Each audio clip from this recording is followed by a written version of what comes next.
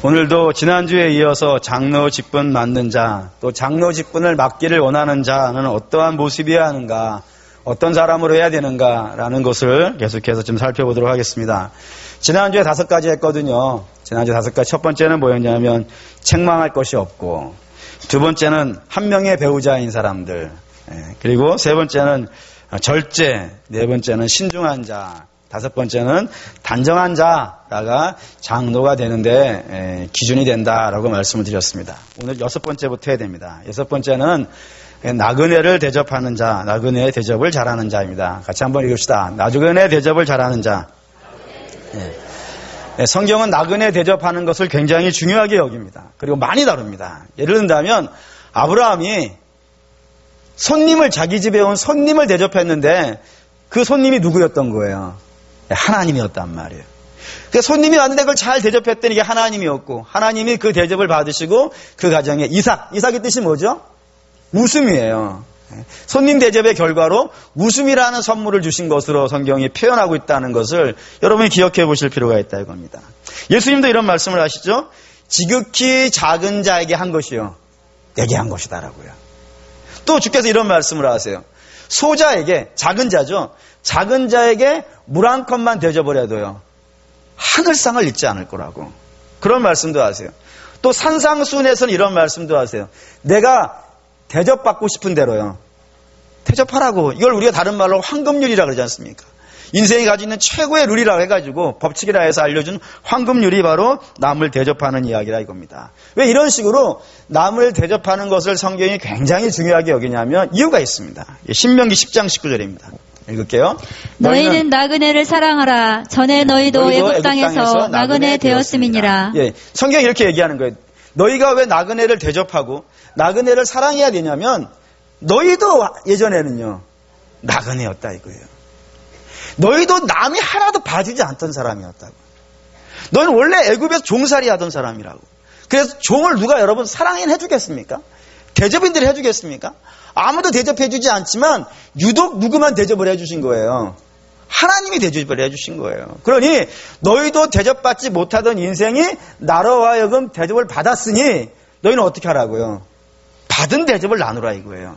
너희가 하라는 것이 아니고 너희가 이미 받은 것을, 그것을 나누고 함께 기뻐하는 사람이 되는 것이 마땅하다. 다시 말하면 너희가 하나님을 닮기를 원한다면 이런 부분도 닮아야 되지 않겠느냐라고 요구하는 것이 나그네 대접하는 겁니다. 근데 이 나그네 대접하는 데에 있어서 여러분들이 조심하셔야 되는 것이 하나가 있는데 그게 뭐냐면 나그네를 대접하라 그러니까 우리 집에 있는 기둥 뽑아서 할까요? 네. 예를 들어 나는 내가 값없이 누군가에게 줄 수 있는 것이 한 100원 정도를 줄 수 있어요. 근데 한 1000원 정도를 뽑아가지고 그걸 줄까요? 성경은 절대로 그런 걸 요구하지 않습니다. 성경이 요구하는 것은 무엇이냐면 내가 감당할 수 있는 부분이에요. 네가 할 수 있는 것. 물 한 컵이라고 그러지 않습니까? 내가 줄 수 있는 것이라니까요. 여러분, 우리는 이 세상의 모든 가난한 자를 다 책임질 수 있는 형편이 되지 못합니다. 그러니까 모든 걸 책임질 수 없으니까 아무것도 하지 말까? 그건 아닌 거예요. 내가 할 수 있는 게 있다고요. 내가 나눌 수 있는 것이 있다고요. 값없이 줄 수 있는 것이 있다고요. 그런 것들을 가지고 나그네를 섬길 때에, 이웃을 섬길 때 하나님께서 기뻐하시고 그런 사람으로 교회 리더를 세우라라고 되어 있는 것을 여러분들이 기억하셔야 된다 이겁니다. 두 번째, 7번째죠. 7번째는 가르치기를 잘해야 한다라고 되어 있습니다. 따라합시다. 가르치기를 잘해야 된다. 예. 요한계시록에 사도 요한이 예수님의 모습을 이렇게 글로 예수님은 이렇게 생기신 분이야 라고 이렇게 표현한 부분이 있어요. 한번 읽어볼게요. 계시록 1장 14절 읽습니다. 그의 머리와 털의 희기가 흰 양털 같고 눈 같으며 그의 눈은 불꽃 같고 라고 했어요. 그러니까 예수님의 모습을 설명을 하는데 머리카락하고 몸에 난 털이 다 어떻다고요? 하얀색이라고 표현하고 있다는 걸 여러분들이 좀 유심히 봐주셨으면 좋겠어요. 왜 그렇게 표현할까요? 이게 무슨 뜻이냐면 여러분들이 그 유럽이나 이런 미주권에 관련되어 있는 영화나 이런 데 보면은 뭐 재판관들이라든가 또는 뭐 바하라든가 이런 음악가들 나오면은 대부분 머리 색깔이 뭐예요? 전 그 사람들은 전부 다 하얀색인 줄 알았어요. 근데 그게 하얗다는 건 무슨 뜻이냐면 지혜를 표시하는 거예요. 예, 옛날에는 노인의 머리가 하얗지 않습니까? 그 머리가 하얀 이유를 뭐냐면 지혜가 많이 쌓여서 그렇다는 거예요. 여러분, 지식과 지혜는 다르죠. 지식은 책으로 배울 수 있는 거예요. 그래서 젊은 사람도 지식을 많이 쌓을 수 있어요. 하지만 지혜는요, 그렇지 않아요. 지혜라는 것은 인생이라는 것이 더해져야 돼요. 인생의 깊이가 있어야 돼요. 그래서 이런 실패도 해보고, 저런 성공도 해보고, 이런 자리에도 앉아보고, 저런 자리에도 서보고, 이런 과정 속에 하나씩 배운 거란 말입니다. 그렇기 때문에 그 말이 다 맞는 건 아니겠지만 어른들이 지금까지 살아온 인생의 깊이는 젊은 사람들이 가볍게 이렇게 평가할 수 있는 부분이 아닙니다. 그래서 우리 속담에도 이런 말이 있죠. 어른의 말을 잘 들으면요, 그렇죠, 그 농담이 아닌 겁니다. 인생의 지혜라는 건 그냥 가위바위보에서 얻을 수 있는 것이 아니라 이거예요. 그래서 주님이 가장 지혜 있으신 분이고, 그렇지 않습니까? 가장 지혜 있는 분이라는 걸 설명하기 위해서 머리털과 몸의 모든 털들이 다 하얗다라고 설명하는 거예요. 예, 그런 식으로 되어져 있는데, 그러니까 지혜 있는 어른들이 젊은 세대들을 잘 가르칠 수 있는 시대를요, 그 복된 시대라 그런다 이겁니다. 예. 그러니까 여러분들 이렇게 머리가 하얘지시면은 그냥 이렇게 하얗게 폼내고 다니십시오. 면류관입니다. 근데 이게 반대되는 상황이 있기 때문에 그래요. 예, 반대되는, 성경에 제가 읽었을 때, 이게 가장 심각한 상태다 라고 생각되는 그런 몇 장이 있어요. 그 몇 장 중에, 그 가부부갑 최고 중에 하나는 뭐냐면 이 사사기 19장입니다. 사사기 19장이 가장 심각하다라고 생각하는 이유는 두 가지 때문이에요. 하나는 뭐 때문이냐면 거기에 무슨 얘기 나오냐면요, 레위인의 첩 얘기가 나와요. 레위인은 지금으로 말하면 목사님이에요. 근데 목사님이 첩이 있는 거예요. 얼마나 타락하면 그렇게 될까요? 근데 거기에 또 하나가 있어요. 그게 뭐냐면 동성애가 나와요. 그게 완전히 쩔어 있는 사회예요. 근데 이런 아주 복잡한, 그래서 그 동성애 때문에 이 자기의 레위인이 자기 첩이 죽고, 그래서 그 몸을, 이 주일날 거룩한 아침에 좀 말씀드리긴 그러지만 12토막으로 잘라가지고 이스라엘에 보내가지고 막 전쟁이 이루어지는 그런 아주 치열한, 아주 치졸하고 더러운 이야기가 거기에 들어가 있어요. 근데 그런 이야기에 아주 공통적인 중요한 특징들이 붙어 있는 이야기가 있어요. 그게 뭐냐면은 노인 2명이 나와요. 노인 2명이. 하나는 레위인의 첩의 아버지. 그 또 하나는 베들레헴에 살고 있는 노인. 이 두 사람이 나와요. 노인 둘을 등장시키고 있다고요. 근데 이 두 노인의 공통점이 있어요. 그게 뭐냐면 잘못한 것을요, 잘못했다고 얘기하지 않아요. 틀린 거를 틀렸다고 얘기하지 않아요. 가르치지 않아요, 젊은 세대들을. 그 결과가 이렇게 복잡한 이야기, 사사기 자체가 굉장히 타락기라고 하는 아주 안 좋은 이야기인데, 그 이야기의 중심에 어른들이 젊은 세대들을 가르치지 않는 이야기가 등장한단 말이에요. 근데 그게 사사기 시작할 때부터 그래요. 사사기 2장 7절 볼까요? 2장 7절 있습니다. 백성이 여호수아가 사는 날 동안과 여호수아 뒤에 생존한 장로들 곧 여호와께서 이스라엘을 위하여 행하신 모든 큰 일을 본 자들이 사는 날 동안에 여호와를 섬겼더라. 여호수아가 있고요, 여호수아와 함께 사역했던 장로들이 있는 거예요. 근데 그들이 살아있을 때는 이 모든 이스라엘이 다 어떻게 했다고요? 하나님을 잘 섬겼다고요. 왜요? 그들이 만난 하나님을 가르쳐주니까, 그들이 만난 하나님을 전해주고 있으니까, 그들이 경험한, 그들이 애굽에서 어떻게 살았고, 애굽에서 어떻게 나왔고, 광야에서 어떻게 지냈으며, 어떻게 가나안으로 들어가게 된지 모든 역사들을 알고 있는 증인들이 그것들을 얘기해줬단 말이에요. 근데 이게 3절 넘어가거든요. 2장 10절 가면 이렇게 바뀌어요. 2장 10절 읽겠습니다. 그 세대의 사람도 다 그 조상들에게로 돌아갔고, 그 후에 일어난 다른 세대는 여호와를 알지 못하며 여호와께서 이스라엘을 위하여 행하신 일도 알지 못하였더라. 모르더라 이거예요. 모르더라 이거예요. 안 가르쳐 주더라 이거예요. 그래서 그 다음 세대로 넘어갈수록 하나님에 대한 기억들이요, 점점 희미해지고 없어져 버리기 시작한 거예요. 그리고 나오는 뒤에 사사기가 전부 문제 있는 거예요. 사사기는 영웅의 이야기가 아니에요. 하나님은 오직 답답했으면 그 사람들 썼겠는가라고 하는 이야기예요. 그 정도로 영적으로 완전히 무너진 시대가 사사기고, 그래서 사사기의 다른 별명이 암흑기라고 불리기도 한다 이겁니다. 그걸 뭐냐면 어른들이 다음 세대를 가르치지 않는 것에 있다 이겁니다. 그래서 오늘 이 시대에도 어른 세대들은 반드시 젊은 세대들, 어린이 세대들에게 뭐를 가르쳐야 되겠어요? 물론 세상의 지혜도 가르쳐야 되고 사는 방법도 예의도 이런 거 다 가르쳐야 돼요.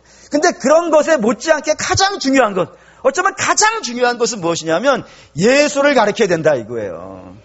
그 예수를 가르친다는 건 단지 예수 그리스도에 대한 지식 정도를 쌓아주는 것이 아니라 예수 그리스도를 제대로 알게 되어지면 그 다음 세대가요, 복된 세대가 되어주고 예수 그리스도를 모르면 폐역한 세대가 된단 말이에요.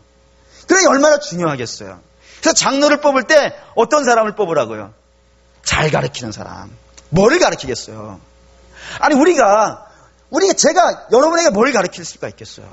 지식으로 말한다면, 지혜로 말하면, 지식으로 말한다면 여러분이 훨씬 낫죠. 당연한 거예요. 여러분이 훨씬 공부 많이 하신 분도 많아요. 물론 제가 석사긴 하지만, 그래도 여러분이 더 낫다고 칩시다. 여러분이 훨씬 나아요. 제가 여러분을 가르쳐 드릴 수가 없어요. 뭐 1 더하기 1을 가르쳐 드릴 수 있겠어요? ABC들을 가르쳐 드릴 수 있겠어요? 저는 그렇게 가르치는 사람이 아니고 오직 예수만 가르치는 사람인 줄 믿습니다. 근데 그건 모두나 마찬가지라고요. 여러분들이 다 여러분 아래 세대에게, 다음 세대에게 가르쳐 줘야 되는 것은 예수 그리스도가 누구인지, 그분이 우리를 위해서 어떻게 하셨는지, 그분이 이루신 역사는 무엇인지, 그분이 다시 오신다고, 그리고 심판하신다는 이야기들을, 그 복음의 이야기들을 부지런히 가르쳐야 된다 이겁니다. 그 당연히 장로도 마찬가지겠죠. 장로 부지런히 가르쳐야 됩니다. 믿음에 대해서요. 또 예배가 어떤 것인지에 대해서, 봉사가 무엇이고, 신앙의 생활이라는 것은 어떤 것인지를 부지런히 가르칠 수 있어야 된다 이겁니다. 근데 그런 것도 가르쳐야 되지만 이번 선거를 제가 기도하면서 얻은 중요한 것 중에 하나가 뭐냐면, 선거를 가르쳐주는 어른이 됐으면 좋겠다는 생각이 들었어요. 우리는 선거하면 대부분 부정적이지 않습니까? 아마 사회 선거에 부정적인 영향을 많이 받아서 선거하면 대부분 좀 부정적이고 좀 안 좋게 생각하는 경향들이 있을 거예요. 근데 여러분, 주님의 교회의 일꾼들을 세우는 선거는 정말로 중요한 겁니다. 그럼 말할 것도 없이 중요한 겁니다. 근데 우리가 그걸 부정적으로 생각할 필요 없는 거예요. 그래서 하나님께서 부르시는 분들은 그 응답 받으셔가지고 자원하는 것도 좀 해봤으면 좋겠습니다. 제 인생을 살면서 선거를 할 때 항상 설교한 것이 있어요. 이왕 하나님께 부름받을 거면은 하나님 저를 써주십시오 해가지고 하나님이 선택하게 하시라고. 내가 안 나가면 어떻게 평생 할 수 있는 방법이 별로 없지 않습니까? 그러니까 하나님 앞에 제가 쓰임 받겠습니다 라고 하는 고백으로 나오게 해주십시오. 그러고 나온 사람이 저기 이제 신목사님입니다. 고등부 회장을 뽑을 때 그랬거든요.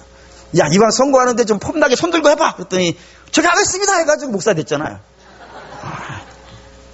하나님이 그 인생 책임져 주는 줄 믿습니다. 장로님도 마찬가지라고 생각이 돼요. 여러분 기도하십시오. 모두가 다 기도하십시오. 여신도 남신도 없지 않습니까? 다 기도하십시오. 청년, 젊은 세대, 어린 세대 구별 없지 않습니까? 다 기도하십시오. 주님 저를 부르신다면, 하나님 저를 쓰시겠다 그러면 항상 아멘하고 나오겠습니다 라고 해야 돼요. 그리고 그렇게 자원하는 모습도 있어야 될 것이고, 그 다음에 당선되신다면은 당선되신 분의 멋있음을 보여주셨으면 좋겠어요. 야, 이게 당선된 자의 모습이야. 하나님이 기뻐하신 당선자. 근데 선거라는 건 반드시 낙선도 있습니다. 그러면 낙선된 자의 멋도 있어요. 목사님 그런 게 어디 있어요? 있어요. 있어요. 하나님이 멋있게 쓰는 방법이 있어요. 그래서 젊은 세대들에게 우리 교회 장로 선거를 나가면은 나오시는 분도 멋있고, 또 다음 기회를 위해서 잠시 멈추시는 분도 멋있어. 정말 멋있어. 저렇게 떨어지려면 얼마나 멋있을까. 그래서 지난번 남신도 모임 가서 제가 멋있는 얘기를 했습니다. 여러분 멋있게 떨어집시다. 아멘이 안 되더라도 그건 사실입니다. 세상 선거하고는 다른 걸 좀 보여주셨으면 좋겠어요. 젊은 세대들한테 교회 선거가 얼마나 멋있고, 얼마나 후유증도 없고, 얼마나 더 기도를 많이 하고, 얼마나 더 겸손해지고, 얼마나 더 믿음이 자라가는지 다음 세대에게 보여준다면 그 젊은 세대들이 그 길을 쫓아오지 않겠습니까? 그런 모습을 보여줄 수 있는 우리 교회 되기를 축원합니다. 8번째는 술을 즐기지 않으며 라고 되어 있습니다. 따라합시다. 술을 즐기지 않으며. 성경이 술을 즐기지 말라고 자꾸 이야기하는 중요한 이유가 있습니다. 그게 뭐냐면 술은요, 기본적으로 우리의 이성을 지배하고 싶어 해요. 그래서 술김에 뭔가를 하게 하는 거예요. 이거를 싫어하는 거예요. 왜냐하면 성도는 어떠한 것도 그들의 정신과 그들의 생활과 그들의 삶을 지배할 수 없습니다. 오직 성도의 삶을 지배할 수 있는 것은요, 하나님 외에는 없는 거예요. 하나님만이 그를 지배해야 되는 거예요. 무엇을 하든지 간에 걸어가든지 먹든지 살든지 자든지 앉으나서나 일어나나 모든 것이 하나님이 그를 지배해야 되는데 술이 그를 지배하는 동안에는 하나님이 그를 지배할 수가 없는 거예요. 그래서 성령 충만한 자는 술을 취할 수 없고 술을 취한 자는 성령 충만할 수 없어요.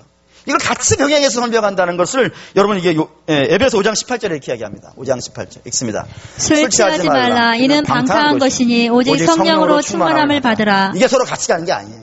술 취하는 것과 성령 충만한 것은 같이 갈 수가 없는 거예요.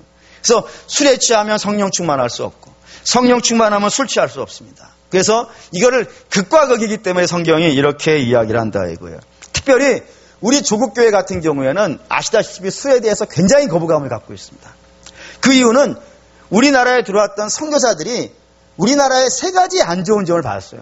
복음을 전하는데 이 세 가지를 이 조국에서 끊어내지 아니하고는 이 나라는 복음도 들어갈 수 없겠고 그리고 내일도 없다 라고 생각이 됐어요. 그 세 가지 중에 첫 번째가 뭘까요? 일부 예배 때도 세 가지 중에 첫 번째라니까 술이라 그러더라고요. 제가 지금 술을 얘기하려고 그러니까 그건 세 번째. 첫 번째는요, 도박입니다. 도박을 끊기를 원했어요. 왜 그러냐면, 왜 도박을 왜 끊기를 원했을까요? 도박의 판돈이 문제가 됐어요.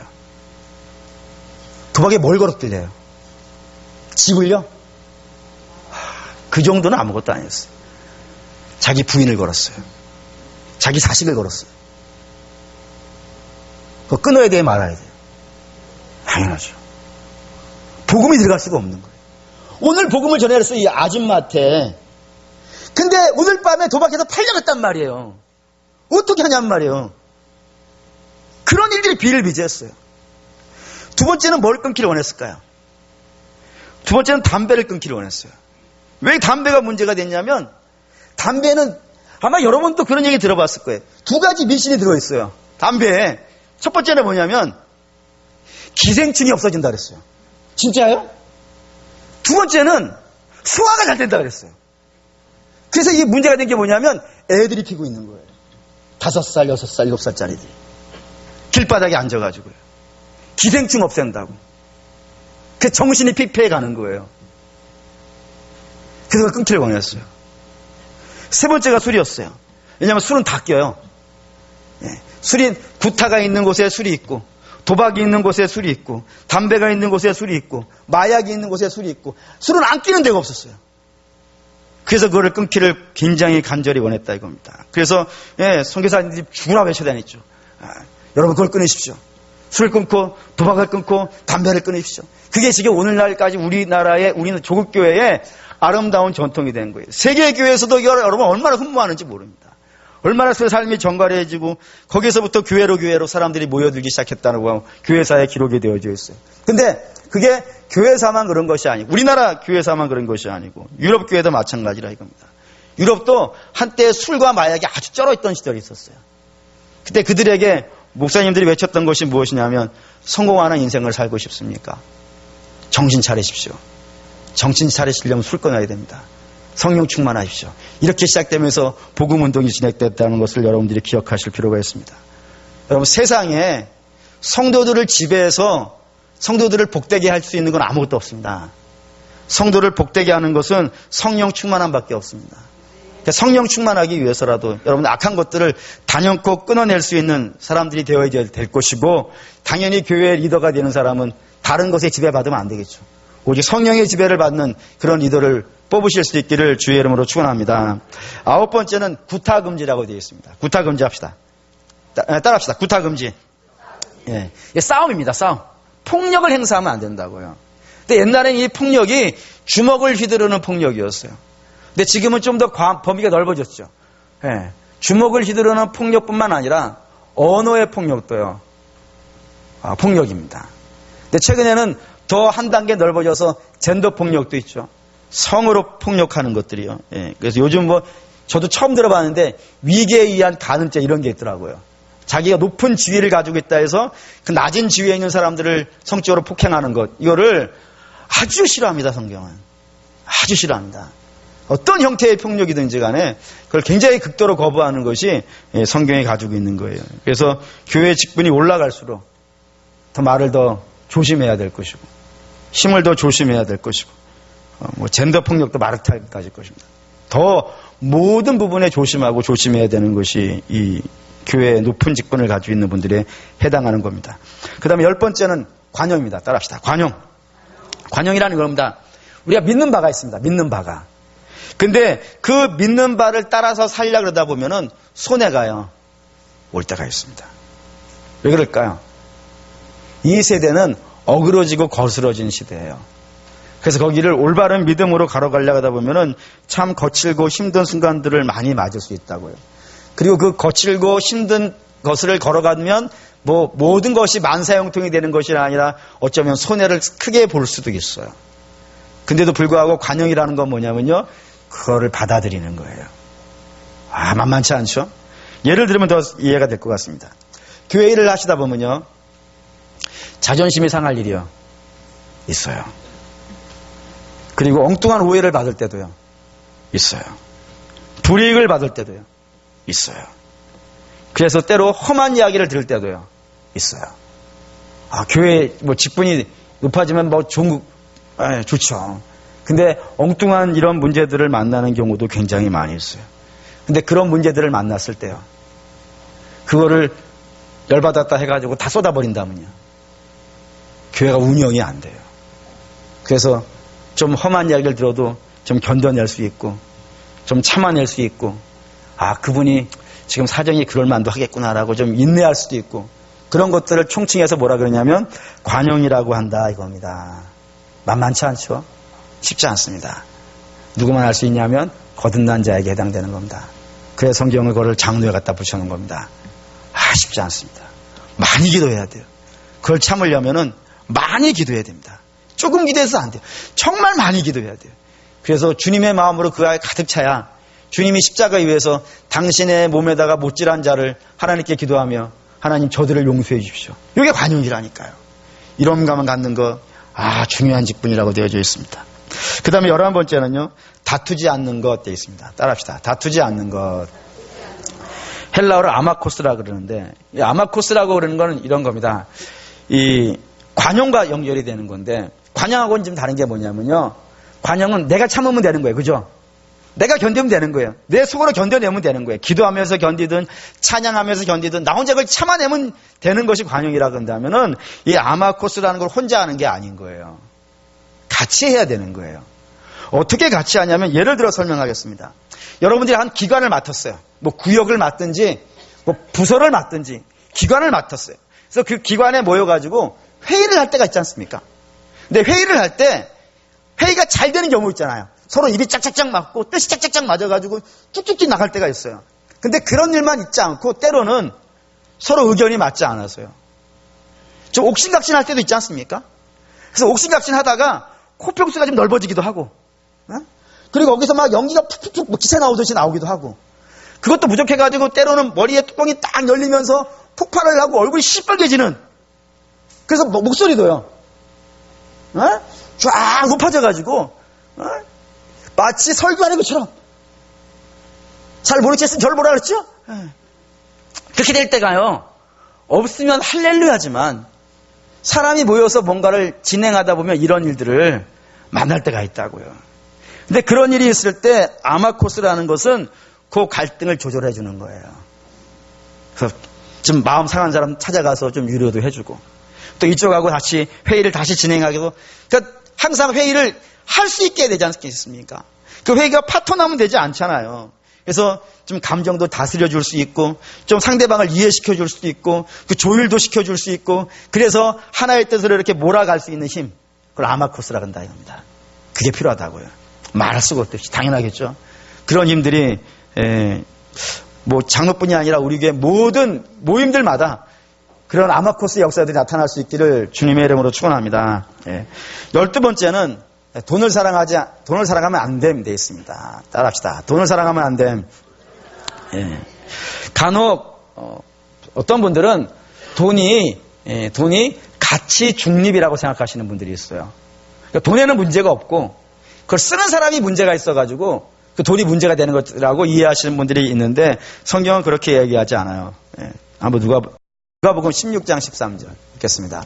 집 하인이 두 주인을 섬길 수 없나니 혹 이를 미워하고 저를 사랑하거나 혹 이를 중히 여기고 저를 경히 여길 것임이니라. 너희는 하나님과 재물을 겸하여 섬길 수 없느니라. 여기 재물이라는 것이 돈인데 하나님과 돈을 겸하여 섬길 수 없다라고 되어 있어요. 왜 그러냐면 저 돈이라는 단어를 헬라어로 맘몬이라고 써놨다는 걸 기억할 필요가 있다 이거예요.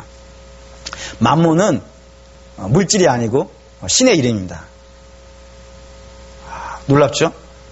근데 여러분 아마 우린 뭐 사자성어도 있지 않습니까? 견물생심이라고요. 보면 그게 내 마음을 움직여요. 그런 것 여러분들은 돈에 대한 욕심이 전혀 없으셔가지고 그런 마음이 없으셨죠? 돈이 나를 움직여가는 거 못 봤습니까? 세상 사람들은 이 말을 더 잘 써요. 세상 사람들은 지름신이 임했다는 얘기 들어봤습니까? 모르시죠, 여러분들은? 그게 뭔지 모르죠? 근데 세상 사람들 그런 말을 써요. 그냥 신이 내게 임한 거예요. 그래서 막 돈을 막 쓰게 된다는 거예요. 놀라운 일이에요. 그런 신이 있나? 뭐 웃으시는 분들은 알아서 웃으시는 건가? 어쨌든 그렇다 이거예요. 그게, 물질이 내 마음을 움직인다니까요. 안 움직이려고 하는 마음을. 그러니까 여러분, 쇼윈도를 조심하셔요. 잘못 보면 내가 원래 가고 싶지 않은데 들어가요.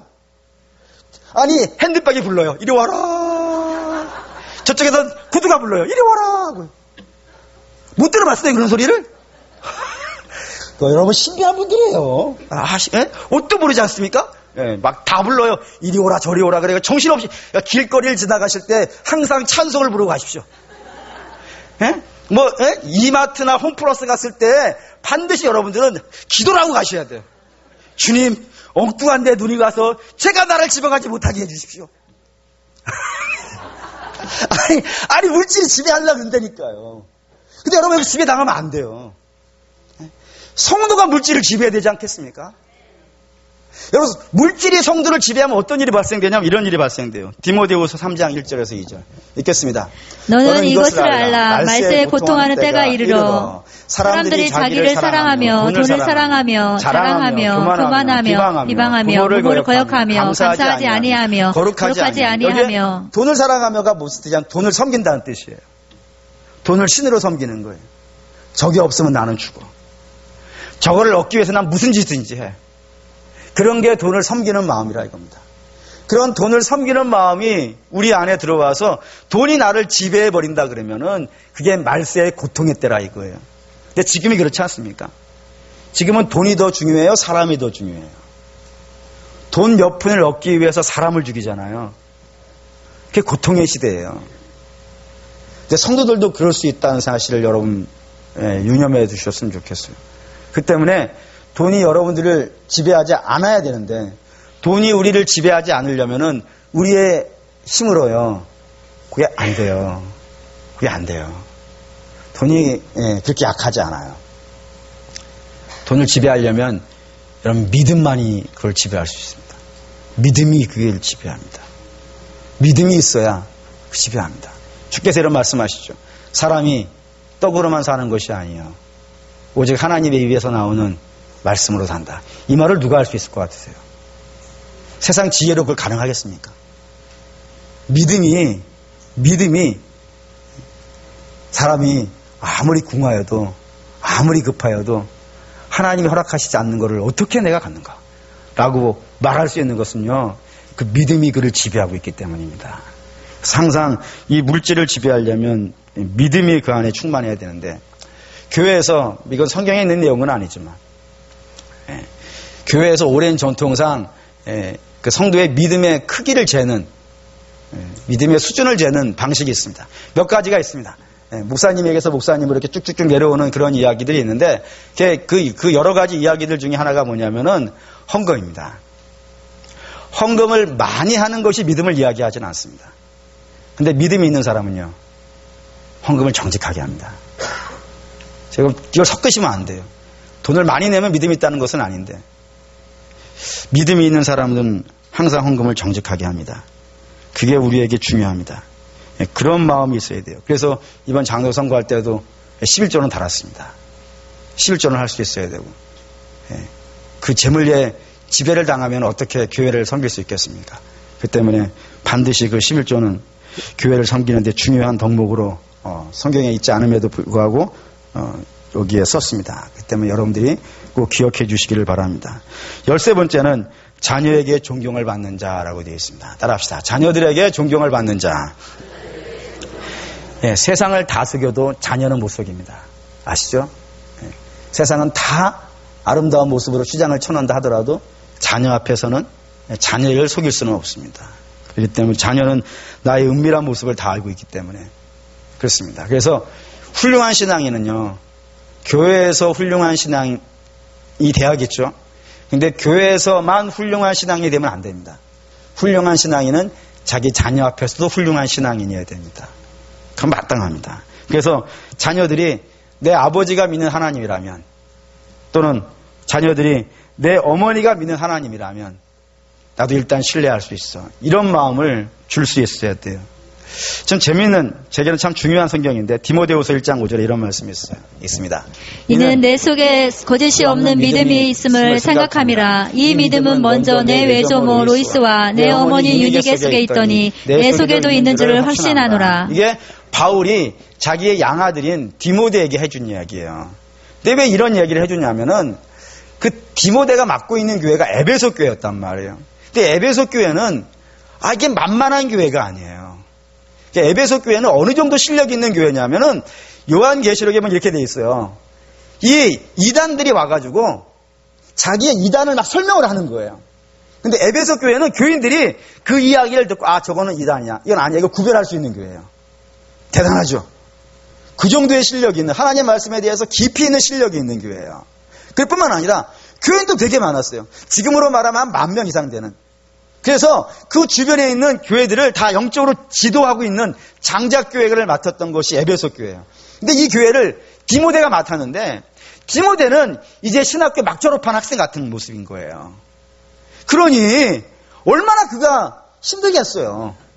저도 목회 경력가 20년 정도 돼가지고 우아영생교회 담임으로 이제 오게 되었는데, 그렇지 않습니까? 어느 정도 경력이 있고, 그래서 담임 목사를 뽑으려 그러면은 모든 교회 헌법에, 우리나라 헌법, 우리 교회 교단 헌법에 5년 이상 부목사를 해야 돼요. 그게 최하의 기준이라고요.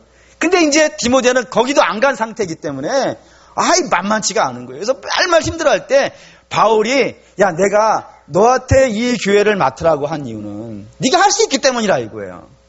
근데 내가 왜 네가 할 수 있다고 생각하냐면, 내 할머니 로이스와 내 어머니 유니게의 기도와 믿음이 너에게도 있다는 사실을 안다 이거예요. 그러니까 니네 부모님 보니까 알겠다 이거예요. 세죠? 니네 할머니 보니까 알겠다 이거예요. 니네 할아버지 보니까 알겠다 이거예요. 니네 아버지 보니까 너는 충분히 자라날 수 있을 것이다 라고 이렇게 이야기하더라는 거예요. 여러분, 그래서 한번 이런 생각 해보셨습니까? 여러분 자녀의 명함에 여러분의 이름을 쓸 수 있는 그런 부모님이 되시기를 주의 이름으로 축원합니다. 그렇죠? 세상 모든 사람들이 네 아버지를 보면 너도 훌륭한 사람이겠구나, 네 어머니의 신앙을 보면 네가 얼마나 기도를 많이 하는 사람인지 알겠구나 라는 것이 보증이 될 수 있도록, 부모의 얼굴이 신용 보증이 될 수 있는 그런 삶을 우리가 살아야 되지 않겠습니까? 그게 중요한 겁니다. 그래서 자녀에게 덕을 보이고 자녀에게 인정받을 수 있는 그런 부모가 된다는 것은 장로의 정도, 장로님뿐만 아니라 모든 성도들이 가슴에 품고 기도하면서 애써야 되는 부분이 있다라고 생각이 됩니다. 그런 모습이 되어야 된다고. 14번째는 새로 입교한 자라고 되어 있습니다. 새로 입교한 자는, 따라합시다. 새로 입교한 자. 여기 입교란 말은 세례입니다. 그러니까 세례 받고 나서 얼마 되지 않은 사람은 안 된다라고 이렇게 되어져 있는 겁니다. 근데 왜 이런 규정을 만들었냐면은 세상에 힘이 있는 것들이 있어요. 그래서 그 힘으로 움직일 수 있는 것이 있다 이겁니다. 예를 들면 뭐 돈 같은 거 그러죠. 돈으로 사람을 얼마든지 움직일 수 있고요. 권세로도 사람을 움직일 수 있지 않겠습니까? 네. 그렇죠? 돈과 힘 뭐 이런 것들이 있으면 사람들을 이렇게 주장할 수 있고 모든 단체를 이렇게 움직이게 할 수 있고 막 그렇단 말이에요. 근데 교회도 그러면 될까요? 교회도 돈으로 움직일 수 있고 교회도 세상에 뭐 대통령이 왔었다 그러면 그런 것들이 인정될 수 있을까요? 저는 예전에 그런 제안을 한번 받아본 적이 있어요. 어떤 제안이냐면 이제 어느 분이 저를 소개시켜 준 거예요. 이제 신앙생활을 아직 한 번도 시작해 보신지 않은 것 같은데 저한테 소개시켜 주면서 그분이 뭐라 그랬냐면은 이분과 목사님이 좀 친하게 지내시면 목사님 목회에 많이 도움이 될 거라는 거예요. 그래서 뭐가 도움이 될까 봤더니 그분이 그런 거예요. 돈이 많다 이거예요. 돈이 많은 분이니까 가깝게 지내라는 거예요. 제가 가깝게 지냈습니까? 안 했겠습니까? 저 가깝게 지냈습니다. 왜요? 돈이 필요해서가 아니고 그분은 교회에 오신 분이잖아요. 교회에 오셔서 은혜 받으러 오신 분이니까 저는 여러분 모두하고 가깝습니다. 할렐루야. 네. 여러분 교회는 그런 걸로 지배되면 안 됩니다. 네, 세상에 재벌 삼성그룹 회장이 왔다 그래서 그를 장로 세워줄 수 있는 거 아닙니다. 대통령이 왔다 그래서 장로 시켜주는 게 아닙니다. 그런 것들로 세워주면 안 됩니다. 왜냐하면 그거는 교회와 그 성도에게도 다 안 좋아요. 왜냐하면 교회는 믿음이 주장하는 곳이지. 그렇죠? 세상에 힘이 지배하는 것은 그런 신호를 주면 안 돼요. 그런 신호가 주어지면 안 돼요. 그러면 사람들은 전부요 믿음을 다음으로 밀어놔요. 믿음을 다음으로 밀어놓고 다른 것들을 앞세운단 말이에요. 근데 여러분 그렇게 되면 안 돼요. 믿음이 있고 돈이 있어야죠. 믿음이 있고 권세가 있어야지. 그러면 그 돈과 권세가 제대로 쓰임 받는 거예요. 근데 이게 순서가 바뀌어버리면은 다 망가지는 일이 발생된다 이겁니다. 특별히 다음 세대에게 뭐 치명적인 악영향을 미치게 된다 이거예요. 그래서 반드시 5년이라는 숙성기간을 준다 이겁니다. 가깝다고 시키지 말고 그 사람 돈 많다고 빨리빨리 시켜줘가지고 교회 뭐 시키려 하지 말고 그분은 그 교회에서 믿음이 쭉 자랄 수 있도록 해주고 이런 원칙을 세워서 이 일을 진행하고 있다는 것. 이제 하나님을 좀 알고 해야 된다는 것. 은혜를 받고 그렇습니다. 그래서 깊게 5년이라고 한 겁니다. 그래서 우리 교회에서 세례 받으신 분들은 뭐 문제되지 않겠지만 다른 교회에서 세례 받으신 분들은 이명 증명서가 좀 필요합니다. 그걸 증명해 줘야 되니까. 그래서 입교하신 분들 5년은 지나야 하나님을 알고 은혜를 알고 교회를 좀 알고 그래야 이 모든 것들을 진행할 수 있다는 의미에서 그렇게 했다는 것. 주시고. 다음에 마지막 15번째입니다. 15번째는 외인에게도 선한 증거를 받아야 된다라고 했습니다. 따라합시다. 외인에게도 선한 증거. 성령 받은 사람이 나타나는 중요한 특징들이 여러 가지가 있습니다. 그 중에 하나를 성경은 이걸로 설명합니다. 볼까요? 사도행전 2장 47절 읽습니다. 하나님을 찬미하며 또 온 백성에게 칭송을 받으니 주께서 구원받는 사람을 날마다 더하게 하시니라. 이게 사도행전 2장은 성령이 교회에 처음 임한 장이거든요. 그때의 주님의 교회의 모습을 설명하는 내용들 중에서 하나가 뭐가 나오냐면 온 백성들에게 칭찬을 받는 백성이 되었다라고 되어 있단 말이에요. 이게 굉장히 많이 나옵니다. 예를 들면 데살로니가 전서 1장 2절에서 4절도 볼게요. 있습니다. 우리가 너희 모두로 말미암아 항상 하나님께 감사하며 기도할 때 너희를 기억함은 너희의 믿음의 역사와 사랑의 수고와 우리 주 예수 그리스도에 대한 소망의 인내를 우리 하나님 아버지 앞에서 끊임없이 기억함이니 하나님의 사랑하심을 받은 형제들아 너희를 택하심을 아노라. 여기에 데살로니가 교회를 칭찬하는 내용이 들어있어요. 그러니까 데살로니가 교회하면 사도 바울 머리에 세 가지가 떠오르는 거예요. 그 첫 번째가 뭐냐면 믿음의 역사가 있는 교회.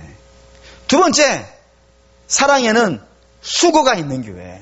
세 번째는 소망에는요, 인내가 있는 교회. 이런 교회라는 것이 사도 바울 머릿속에 있단 말이에요. 근데 이런 믿음의 역사와 사랑의 수고와 그리고 소망의 인내를 언제 했을까요? 문제 없을 때.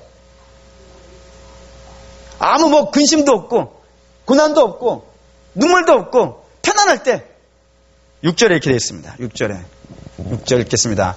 또 너희는 많은 환난 가운데서 성령의 기쁨으로 말씀을 받아 우리와 주를 본받은 자가 되었으니. 환난 가운데, 많은 환난 가운데 주님의 기름 부으심을 받고 성령 충만함을 받고 주의 말씀이 그를 지배해서 이런 모습으로 왔다 이거예요. 그래서 그 결과 7절에 그러므로 너희가 마게도냐와 아가야에 있는 모든 믿는 자의 본이 되었느니라. 마게도냐와 아가야는 여러분의 지금의 그리스, 다음에 마게도냐, 그 위에 유고슬라비아 이르는 그 발칸바다 전체를 말해요. 그 모든 지역에 이 데살로니가 교회라고 하는 이 작은 교회가 그렇게 본이 되는 교회가 되어졌다 이겁니다. 그러니까 성령의 기름 부음이 있고 주의 말씀이 그를 지배하게 되어지면 그 일대의 지역에요. 강력한 믿음의 역사를 증거할 수 있는 칭찬받는 자의 모습이 되어진다 이겁니다. 아무리 어려워도 힘든 중에서도요. 그렇게 되어지는 모습이 성도의 모습이고 그런 모습에 본이 되어줘야 되는 사람들. 교회에서 그런 것에 본이 되어줘야 되는 사람들이 장로다라고 하면서 이 15가지를 성경이 하나하나 이렇게 설명해 온 겁니다. 몇 가지가 내용이고. 그래서 이제 결론을 드리려고 합니다. 제가 이 장로 선거를 앞두고 이런 장로는 여기는 15가지 조건으로 설명하고 있습니다라고 하는 이 설교를 하는 이유가 뭘까요? 여러분들에게 장로라고 하는 직분은 참 고귀하고 멋진 직분이라 이 정도 수준까지는 와야 됩니다. 이 정도 수준이 안 되는 사람은 안 됩니다. 라고 이렇게 얘기를 하고 여러분들은 여러분 자신을 거기에 비교해 보면서 나는 이 수준이 안 되네. 나는 이게 자격이 안 되네. 그러니 나는 아닌가 봐. 나는 꽝인가 봐. 해서 낙심시키고 좌절시키기 위해서 제가 이 설교를 할까요? 그렇지 않습니다. 저는 오히려 이 15가지에 다 해당이 돼가지고 나야말로 장로입니다라고 말하면 더 걱정이 됩니다. 제가 이 설교를 여러분에게 드리는 이유는 3가지입니다. 그 3가지만 여러분이 마지막으로 기억해 주십시오. 첫째는 이 이야기를 듣고 멋있네. 믿음이 멋있네.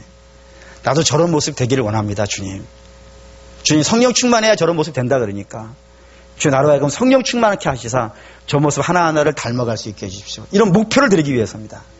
두 번째는요. 이게 모습이니까 성도의 칭찬받는 모습이니까 그 모습에 여러분들이 못 미쳐 있으신다면 주여 이 모습을 닮아가야 되는데 저는 이 모습을 닮아가는데 애쓰지 않고 기도하지 않고 간구하지 않고 애쓰지 않았습니다. 주여 나를 용서해 주십시오 하고 회개하기 위해서 이 말씀 드렸습니다.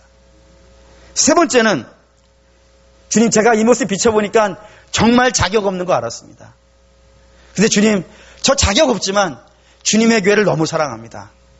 혹시라도 제가 이 직분 맡을 수 있다면 하나님 주의 부르심이 있다면 겸손하게 무릎으로 주님의 교회를 섬겨가고 싶습니다. 라는 겸손을 알려드리려고 이 3가지를 썼습니다. 여러분 다 그랬으면 좋겠어요.